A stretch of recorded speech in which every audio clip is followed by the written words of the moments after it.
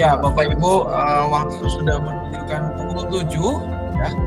Saya harap kita semua jamnya sama gitu ya. Kebetulan jamnya sudah jam 7 tepat, itu berarti kita akan mulai. Kita punya sersan kita, hampir saya bilang kita akan mulai persiapan kita. Agak keliru, maksudnya kita mulai sersan kita pada kesempatan malam hari ini, mengingat waktu juga sudah jam 7 tepat ya. Oke, kita akan mulai sersan kita pada kesempatan malam hari ini dengan lagu pembuka yang diambil dari NKB 3 judul Terpujilah Allah. NKB 3 Terpujilah Allah akan menjadi lagu pembuka kita. Kita akan mendengarkannya bersama.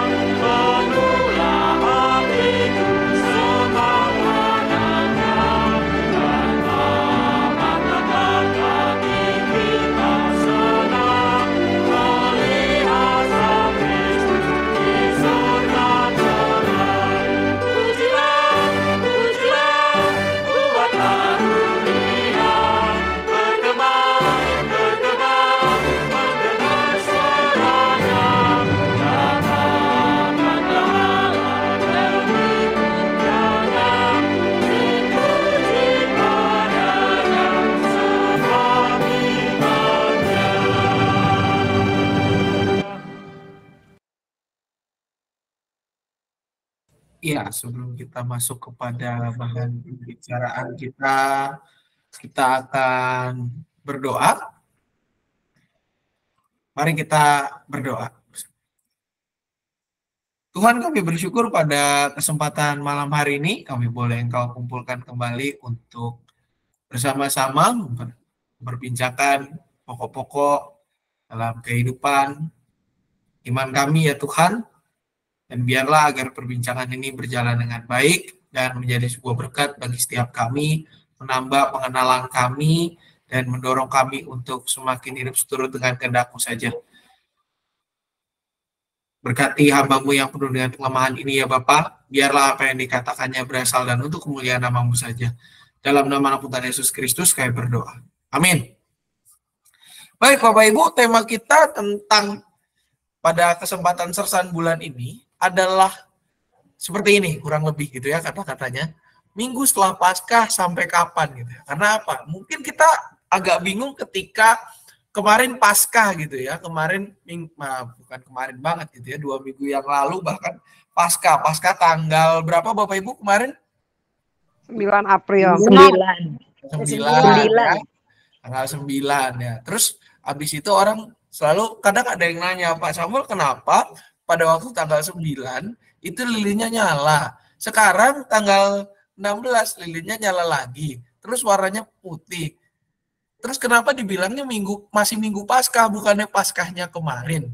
Nah, kadang Bapak Ibu ini menjadi sesuatu yang menjadi pertanyaan kita gitu ya. Sampai kapan sih sebenarnya yang namanya minggu Paskah itu?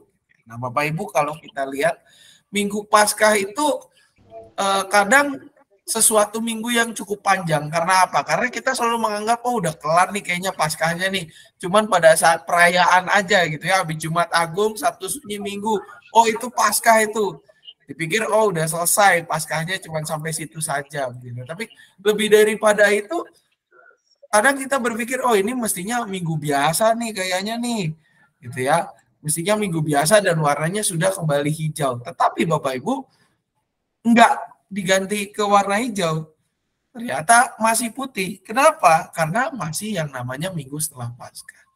Minggu setelah Paskah itu adalah, ya ataupun kita bisa bilang sebagai masa Paskah, itu adalah masa yang panjang ya Bapak Ibu. Makanya kerja panitia Paskah itu sebenarnya cukup panjang. Karena apa? Karena nggak kayak Natal gitu. Kalau Natal, sebelum Natal ada Advent Natal minggu setelah Natal tahun baru Natal, tahun baru, malam tahun baru, udah gitu Epifani selesai. Kalau Paskah itu lebih panjang Bapak Ibu, mulai dari Rabu Abu mikirinnya ya, Rabu Abu, Prapaskah 1, 2, 3, 4, 5, 6, Prapaskah 6 atau Minggu Palmarum ya, yang kita naikin daun palma itu, Minggu Palmarum mau Prapaskah 6 mau ke Minggu Paskah adalah Kamis Putih. Habis Kamis Putih adalah atau Kamis Suci lah, supaya kita nggak bingung gitu ya. Karena Kamis Putih, kenapa warnanya tidak putih, masih ungu? Karena sebenarnya terjemahan yang seharusnya adalah Kamis Suci, ya, bukan Kamis Putih. Holy Thursday, gitu ya, Maundy Thursday. Nah, besoknya Good Friday atau Jumat Agung, Sabtu Sunyi, lalu Paskah. Setelah Paskah, jalan terus ternyata. Karena apa? Masa Paskah, kalau yang masa Prapaskah itu cuma 6 minggu, masa Paskah itu berlangsung 50 hari. Plus minus 7 minggu, ya, 7 kali hari Minggu, 49 hari berarti kan, plus minus 50 hari. Yang dimulainya pada saat Minggu Paskah, berarti mulainya tanggal 9 kemarin yang namanya masa Paskah. Kapan berakhirnya? Di hari Minggu tanggal 59 gitu ya. Tanggal 59, nggak ada kan tanggal 59 Bapak Ibu, kita konversi saja ke tanggalnya. Kurang lebih berakhirnya masa Paskah ya, dan mulai berganti warna menjadi warna liturgi yang lain itu kurang lebih tanggal 28 tepatnya itu adalah hari Minggu gitu ya, tanggal 28 baru ganti liturgi ya, ganti warna liturgi 50 hari. Nah nanti ini yang menjelaskan kenapa perayaan pada hari ke-50 itu namanya Pentakosta. Karena Pentakosta hitungannya adalah 50 hari atau hari ke-50 setelah kebangkitan Yesus. Hari Paskah. Makanya namanya Pentakosta atau sekitar 10 hari dikurangi hari Minggu setelah kenaikan Tuhan Yesus ke surga. Ya, itu Pentakosta. Masa Paskah itu berlangsung sampai dengan Pentakosta, baru ganti warna liturgi di situ. Ya. Nah, kurang lebih Bapak Ibu ada 7 minggu ya, 7 minggu setelah 7 minggu minggu setelah Paskah tuh ada 7 gitu ya. Ya pokoknya 7 minggu setelah Paskah. Minggu setelah Paskah 2, 3, 4, 5, 6 ya. 7. Yang pertama Minggu Paskah 2 atau minggu kita kalau misalnya pakai hitungan itu minggu setelah Paskah yang pertama ya silakan. Tapi yang pasti itu adalah Minggu Paskah kedua karena tanggal sebelumnya itu adalah Minggu Paskah pertama. Ya. Itu dibilang sebagai Quasimodo ya, mudah-mudahan saya nggak salah ngomong gitu ya. Atau dibilang juga sebagai oktav Paskah. Karena apa? Oktav itu hitungannya 7, persis seminggu. Mungkin Bapak Ibu yang belajar musik tahu lah ya gitu. Oktav itu hitungannya berarti 7 dari nada asal gitu ya. 7 nada setelah nada asal. Itu yang Minggu Paskah 2 yang minggu kemarin tanggal 16. Lalu Paskah 3 itu namanya Misericordia, itu ada namanya lagi. Memang kita di GKI secara khusus tidak memakai nama-nama yang dari bahasa Latin ini. Kita cari yang gampang aja, Minggu Paskah 2, Minggu Paskah 3. Ada sih memang nama-namanya, cuman ini ada beberapa gereja yang masih pakai ini, tetapi kita sudah nggak pakai karena lebih mudah kita sebut sebagai Minggu Paskah 2, Minggu Paskah 3, lalu di Minggu Paskah 4 itu Jubilate panggilannya begitu ya. Lalu Minggu Paskah 5 kok nggak keluar. Itu ada namanya kantate atau kantata begitu ya. Lalu di Minggu Paskah 6 itu agak rancu memang namanya Fosem saya juga susah bacanya ini. Fosem Ditatis ya, pokoknya itulah gitu ya. Nah, ini Minggu Paskah 6. Sedikit trivianya Bapak Ibu, antara Minggu Paskah 6 dan Minggu Paskah 7 atau yang disebut Eksaudi itu, seminggu sebelum Pentakosta, itu ada selingannya. Selingannya apa? Selingannya adalah kenaikan. Ya. Selingannya adalah kenaikan. Kenaikan itu jatuhnya di antara Minggu Paskah 6 sampai ke Pentakosta, Minggu Paskah 7. Jadi hari Minggunya Minggu Paskah 6, lalu minggu depannya Minggu Paskah 7, hari ya mungkin sekitar hari Kamisnya 10 hari sebelum hari Minggu di di Pentakosta itu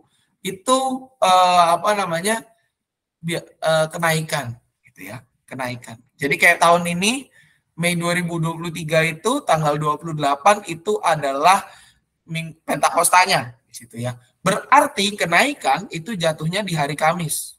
Ya. Hari Kamis tanggal 18. Ya. Persis kan? 1, 2, 3, 4, 5, 6, 7, 8, 9, 10. Ya, kurang lebih sekitar itu. Satu minggu sebelum Pentakosta, itu namanya Minggu Paskah 7. Ya, Minggu Paskah 7, itu 1 minggu sebelum Pentakosta. Nah, Bapak Ibu, tapi di dalam Minggu Paskah ini kenapa sih namanya tuh unik-unik gitu ya? Karena ini ada tekanannya masing-masing gitu ya. Ini Oktav Paskah ya pasti 1 minggu setelah Paskah, itu tekanan firmannya tentang yang kayak kemarin kita baca ya, tentang pertemuan antara para murid. Semuanya tentang pertemuan antara Yesus dengan para murid gitu ya, sampai kepada yang Minggu Paskah ke-7. Yaitu di mana para tekanannya itu tentang rasul-rasul yang menanti-nanti, ya, menunggu sampai dengan ke Pentakosta. Nah, selain daripada itu ada 3 yang lain, ya.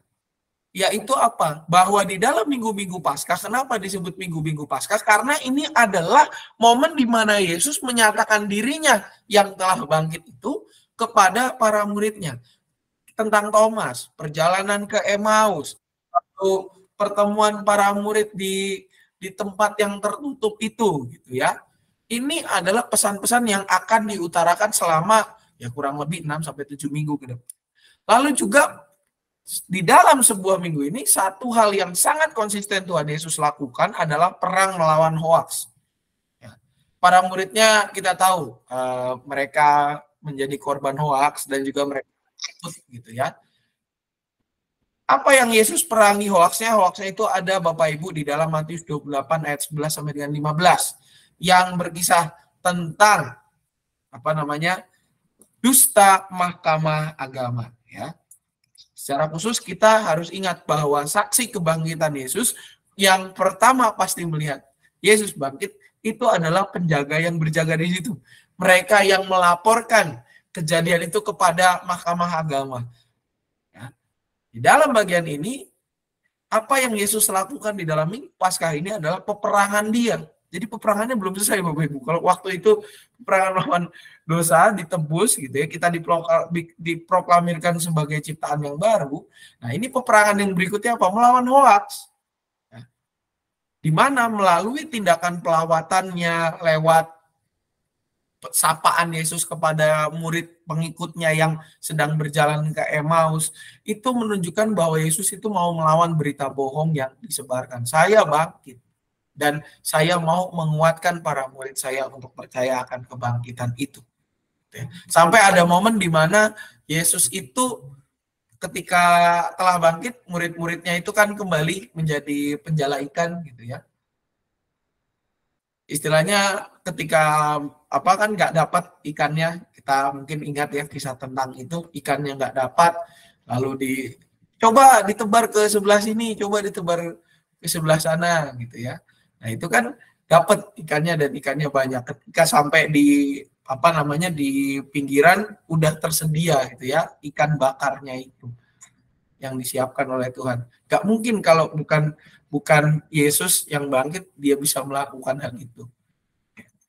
Dan juga apa? Yang ketiga adalah di dalam Minggu Paskah, secara khusus memasuki Minggu Paskah 6 mau ke 7 dan menjelang Pentakosta, penekanannya itu adalah tentang bagaimana respon para muridnya menantikan janji Tuhan. Janji Tuhan yang mana? Janji Tuhan yang mengatakan, aku akan memberikan kepadamu seorang penghibur yang lain. Ya. Aku menjanjikan penghibur yang lain yang akan menjadi pembela.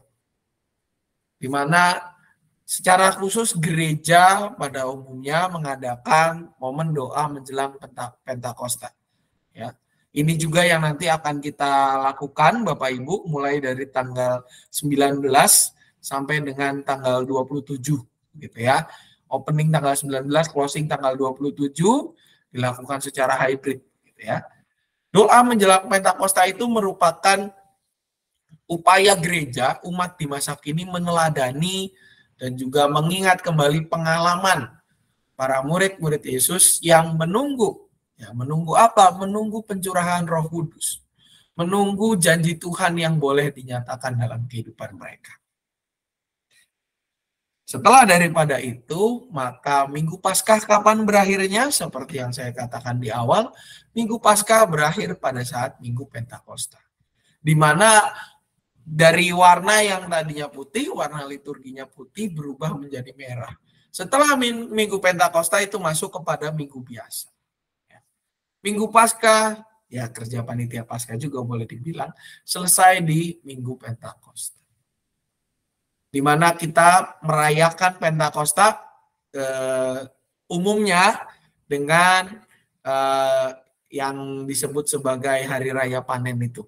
Ya, kita membawa hasil bumi kita, membawa persembahan syukur tahunan kita di Minggu Pentakosta itu. Yang disimbolkan lewat pergantian warna liturgi dari putih menjadi merah. Jadi Bapak Ibu harapannya adalah setelah mengetahui ini, kita nggak lagi bertanya kenapa masih ada lilin yang menyala di situ. Kenapa warna liturginya masih putih? Karena apa? Karena ini masih Minggu Paskah. Oleh karena itu Bapak Ibu, ketika ini dibilang Minggu Paskah, apakah kita masih boleh merayakan Paskah? Ya sah-sah saja. Karena apa? Sebenarnya yang kita rayakan setiap minggu kan itu Paskah. Semangat ibadah kita adalah merayakan kebangkitan Tuhan Yesus Kristus yang menolong kita untuk berdamai, menolong kita untuk punya hidup yang baru, dan mengarahkan kita untuk hidup di dalam berkat-Nya yang mengutus kita. Minggu Paskah berakhir pada saat Minggu Pentakosta, di mana Tuhan yang bangkit itu dia kembali, ya kan?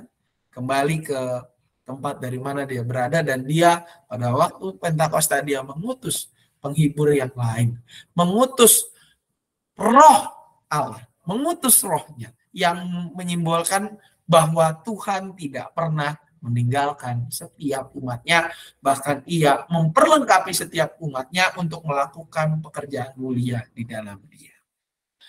Demikian Bapak Ibu materi yang bisa saya paparkan pada kesempatan malam hari ini. Barangkali adakah yang mau bertanya, dipersilakan Bapak Ibu.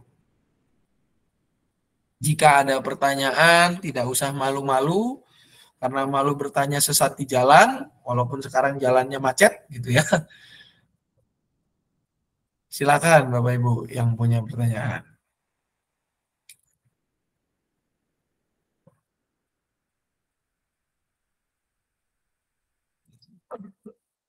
Ada? Oh, Pak Aslanto silakan. Makasih Pak. Apa bedanya Pentakosta dengan Pantekosta? Pentakosta dengan apa Pak? Pantekosta.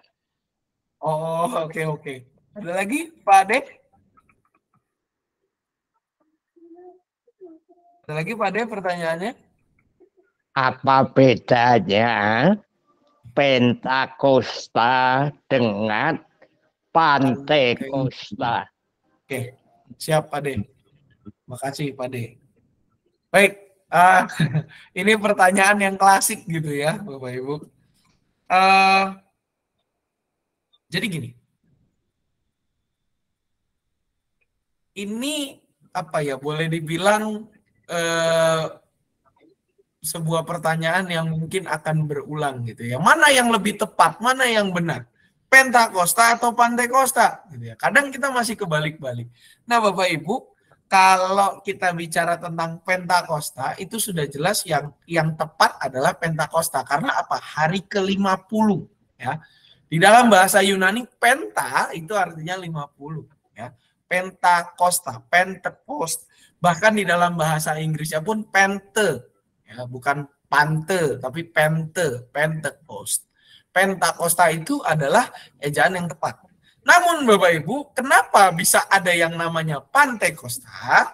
Nah, ini sedikit kita harus boleh ibarat kata kembali ke sejarah gitu ya.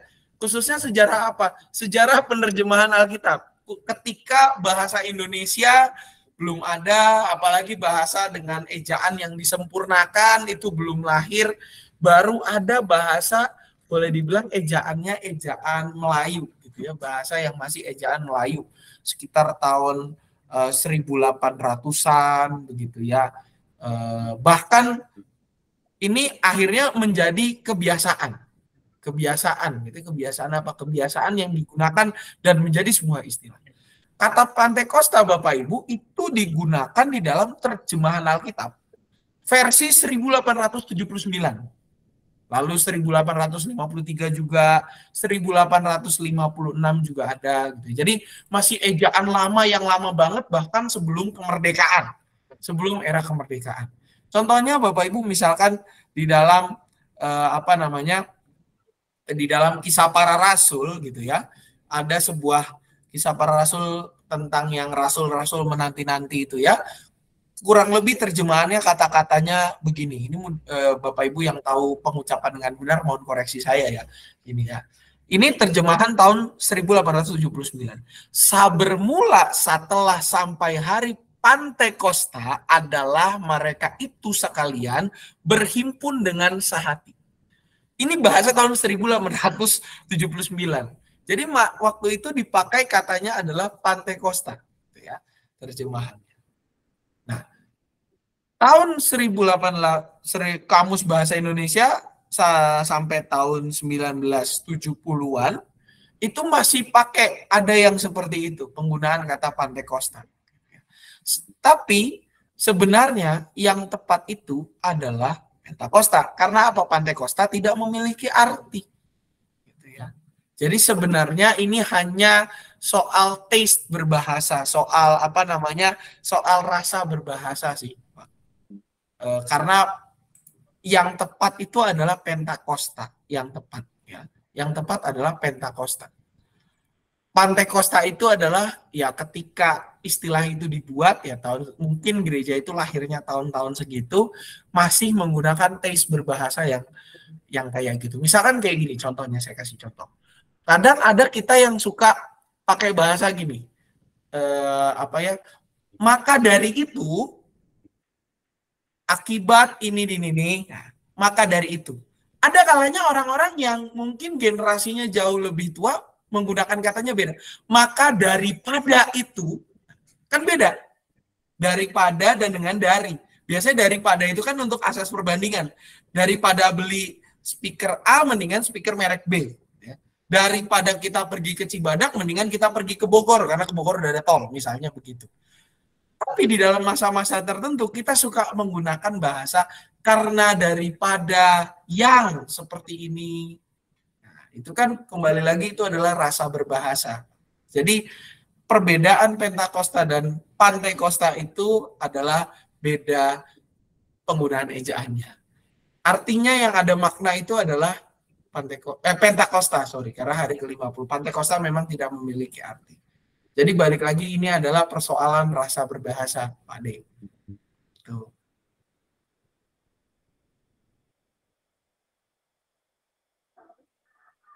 Dapat Pak De penjelasannya?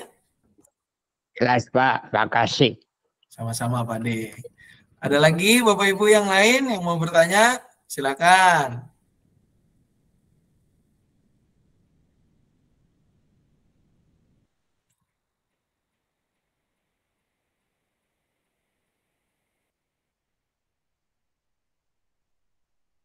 Baik, kalau sudah tidak ada lagi Bapak Ibu, maka demikian pemaparan kita pada kesempatan malam hari ini.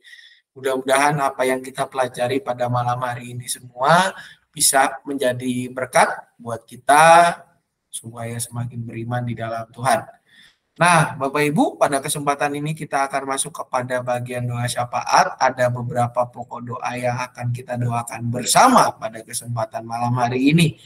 Ada di dalam bagian ini, Bapak Ibu bisa dilihat semua. Nah, bagi yang di luar pokok-pokok doa ini dan membutuhkan tambahan, mungkin dipersilahkan Bapak Ibu. Apakah ada tambahan pokok-pokok doa selain daripada yang tercantum di dalam layar Bapak Ibu semua? Silakan bila ada tambahan, monggo. Ada tambahan Bapak Ibu?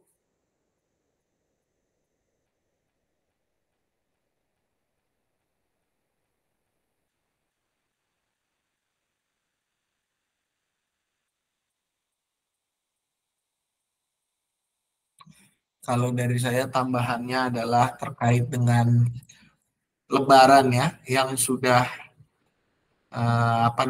di depan mata ini, tinggal menghitung hari bahkan jam gitu ya. Arus mudik sudah mulai bergerak.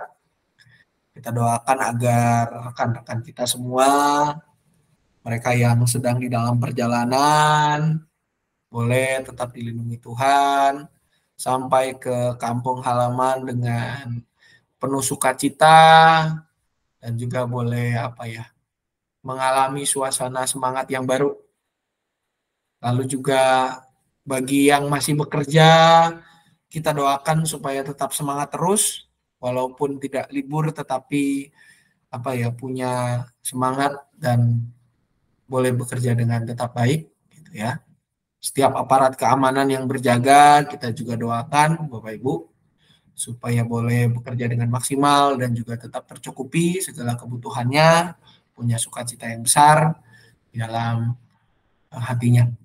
Juga untuk anak-anak kita, Bapak Ibu, khususnya mereka yang akan melanjutkan ke jenjang pendidikan yang lebih tinggi, TK ke SD, SD ke SMP, SMP ke SMA, SMA mau kuliah yang sedang lagi galau-galaunya. Kita doakan supaya anak-anak kita itu boleh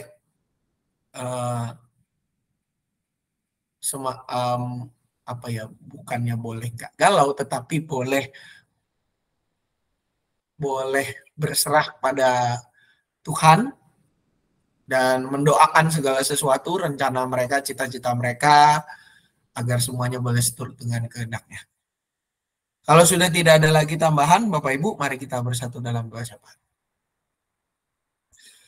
Bapak, kami bersyukur pada kesempatan malam hari ini, kami diingatkan kembali bahwa Minggu Paskah adalah sesuatu masa yang menolong kami untuk boleh mengenal Engkau dan mempersiapkan kami untuk menerima anugerah-Mu ya Bapak, yang memperlengkapi kami melakukan misi, melakukan tugas yang berasal daripada-Mu ya Tuhan. Mampukan kami agar kami boleh menjadi pelaku-pelaku firman yang nyata. Pada kesempatan ini kami secara khusus berdoa untuk bangsa dan negara kami, khususnya menjelang masa Lebaran ini ya Tuhan. Biarlah Engkau memberkati setiap mereka yang berjaga, setiap saudara-saudara kami yang di dalam perjalanan menuju kampung halaman mereka, dan aparat pemerintah yang terlibat dalam kegiatan ini, Tuhan kiranya Engkau yang juga jaga setiap mereka, Tuhan yang senantiasa hadir dalam kehidupan mereka. Mereka, saudara-saudara kami yang mungkin masih bekerja dan tidak bisa berkumpul di kampung halaman, Tuhan juga yang senantiasa berikan semangat, Tuhan berikan sukacita dan senantiasa sertai ya Tuhan. Kami juga berdoa pada kesempatan ini, mengingat gereja kami, GKI Cicurug dengan segala program pelayanannya, khususnya rapat panitia Paskah setelah ini, Tuhan juga yang boleh berkati agar berjalan dengan baik. Segala evaluasi yang dilakukan biarlah semakin memampukan langkah pelayanan kami ke arah yang lebih baik. Kami juga berdoa untuk rekan-rekan kami yang dalam kondisi sakit maupun dalam masa pemulihan, untuk Bapak Teddy Sim, untuk Saudara Reja Purba, Bapak Willy Hartono, Ibu Hotna Berutu, Oma Lena, Ibu Nurliawati atau Oma Hadi, Oma Edin, Ibu Tina, Mama dari Saudari Kesia, dan juga rekan-rekan kami yang lain, mengingat Kak Sandy yang di dalam masa pemulihan, Tuhan yang senantiasa berkati, Tuhan juga yang senantiasa sertai, Tuhan yang juga senantiasa menolong, agar mereka boleh berada dalam tangan pemeliharaanmu, keluarga yang mendampingi juga Tuhan, kiranya Engkau berikan tambahan dan kesabaran ya Bapak. Anak-anak kami yang di dalam masa menentukan pendidikan lanjutan mereka atau sedang mempersiapkan diri untuk penilaian akhir semester, Tuhan juga yang perlengkapi, Tuhan yang senantiasa sertai mereka di dalam masa kegalauan ini. Biarlah ya Tuhan, mereka tetap melihat rancangan indah-Mu. Kami juga menyerahkan diri kami ke dalam tangan pemeliharaan-Mu saja ya Tuhan. Setiap pergumulan kami, setiap sukacita yang kami rasakan, biarlah segala sesuatunya seturut dengan kehendak-Mu saja. Doa yang jauh dari sempurna ini, kami satukan dalam nama Anak Tuhan Yesus Kristus, Juru Selamat kami yang telah bangkit, yang selalu memperlengkapi kami dan menguatkan kami. Amin. Kita akan mengakhiri kegiatan kita Bapak Ibu dengan sebuah pujian yang diambil dari PKJ 91. PKJ 91, Tuhan telah bangkit. PKJ 91, Tuhan telah bangkit.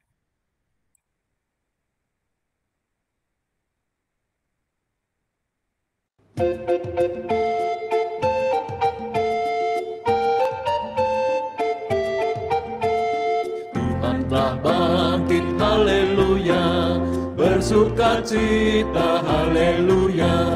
Dengarlah suara dari sorga, Kristus telah bangkit, haleluya. Hai manusia, dengar Tuhanmu, pujilah Dia yang menebusmu. Bersorak-sorak dan bergema, Kristus telah bangkit, haleluya. Pujilah Dia, haleluya, yang disalibkan, haleluya. Dosamu ditebus olehnya untuk selama-lamanya. Dosa terhapus oleh darahnya, dalam kasih-Nya ku bahagia. Mari bersyukur dan pujilah, Kristus telah bangkit, haleluya.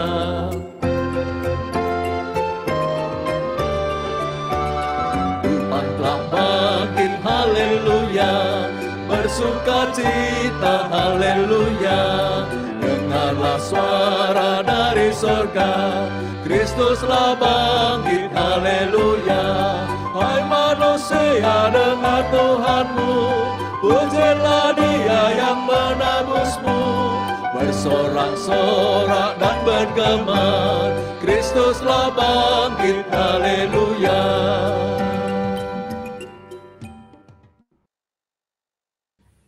Ya, Bapak Ibu, dengan demikian PRT kita sudah PRT sampean. Bincang sersan kita sudah selesai. Masih agak belepotan ini mulutnya Bapak Ibu antara persiapan PRT dan bincang sersan. Kita sudah selesai Bapak Ibu. Apakah ada pengumuman dari lansia untuk PRT lansia minggu depan? Silakan Pak Slando. PT Lansia hari Rabu tanggal 26 Pak. Betul. Jam 10 ya. Tempat biasa di ruang RUT. Oke, siap Pak. Oke, Jadi PRT Lansia seperti biasa ya Bapak Ibu, tanggal 26 jam 10, mohon dicatat, di ruang RUT yang mana yang sebelahnya Pastori Bapak Ibu ya. Ruang RUT untuk tanggal 26. Ada lagi Pak D dari Lansia pengumuman? Udah dewa ya. Cukup. Oke, terima kasih Pak Santo.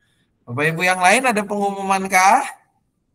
Mungkin dari Komisi Dewasa, Komisi Anak, apa lagi nih, remaja, pemuda, semua ada pengumuman.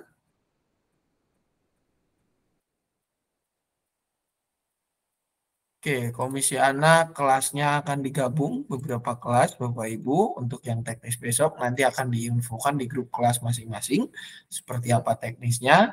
Lalu remaja kebaktian seperti biasa 23 pada pukul 9, cuman perubahan jam ibadah di tanggal 30 untuk yang remaja dari yang tadinya jam 9 di tanggal 30 jadi jam 7 pagi begitu ya, mengingat ada perayaan Paskah yang di remaja tanggal 30. Lalu untuk persekutuan pemuda seperti biasa setiap minggu keempat pada kesempatan ini hari Minggu tanggal 23 pukul 10 di ruang multimedia sana, ruang CCTV yang di atas itu, yang di sebelahnya remaja itu. Ya. Jadi persekutuan pemuda seperti biasa setiap minggu keempat, berarti minggu ini ada pada pukul 10 gitu ya. Bapak Ibu, mari kita dorong agar rekan-rekan pemuda kita bisa semangat memuji Tuhan dan bersama-sama bersekutu. Rekan-rekan remaja kita juga, anak-anak kita yang remaja, Bapak Ibu, agar diarahkan supaya mereka mengikuti kegiatan atau ibadah remaja pada pukul 9 dan kebersamaan bersama dengan rekan-rekan remaja yang lain. Bukannya apa Bapak Ibu, tetap walaupun itu kontennya adalah ibadah, kan ibadah umum juga ibadah Pak, baca Alkitab juga, iya betul. Tapi akan lebih baik kalau kita menempatkan anak-anak kita pada rekan-rekan atau pada ibadah-ibadah yang bahasanya sesuai dengan mereka. Teman-temannya, circle-nya itu adalah teman-teman yang seumuran gitu ya. Contoh kayak anak dibawa ke ibadah umum, kayak pada waktu siang saya beberapa kali menemukan ada orang tua yang membawa anaknya ke ibadah umum. Saya bilang kenapa tidak dibawa ke sekolah minggu gitu kan. Orang tuanya hanya senyum saja. Ada yang bahkan ya mungkin karena dia sudah kenal dengan saya gitu ya. Kan sama aja Pak ada firman Tuhan. Betul sama ada firman Tuhan. Tapi kalau sekolah minggu kan penekanannya beda. Tekanan firmannya, tujuan firmannya, lalu juga cara pemaparannya. Nggak mungkin saya di ibadah umum main boneka gitu ya. Yang ada saya diprotes pulang dari situ ya. Ini pendeta ngapain main boneka gitu di atas mimbar. Jadi akan lebih baik kalau kita mengarahkan anak-anak kita, cucu-cucu kita untuk mengikuti ibadah selain daripada ibadah umum. Kalau pagi mau ikut ibadah umum monggo silakan, tapi siangnya silakan masuk ke sekolah minggu, silakan masuk ke remaja, silakan masuk ke pemuda. Supaya apa? Supaya mereka juga tidak hanya bertumbuh imannya secara pribadi, tetapi juga di dalam komunitas iman yang saling menguatkan satu dengan yang lain. Itu saja kalau dari saya Bapak Ibu. Kalau jika sudah tidak ada lagi pengumuman, kita bersiap-siap untuk kegiatan yang lain lagi.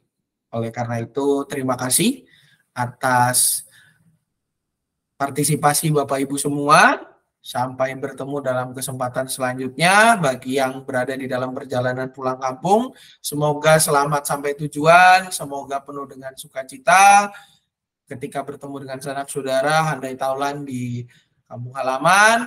Bagi rekan-rekan yang mungkin masih bekerja, masih tidak bisa pulang kampung, tetap semangat juga. Yakinlah sekarang teknologi sudah maju, nggak perlu pulang kampung, kita sudah bisa bertemu dengan sanak saudara kita. Sampai ketemu dalam kesempatan selanjutnya, ibadah minggu tetap berjalan seperti biasa. Tuhan Yesus memberkati kita semua. Amin. Terima kasih Pak Sam. Amin. Tuhan Yesus berkati. Selamat malam. Amin, Bapak Ibu semua. Bapak Ibu.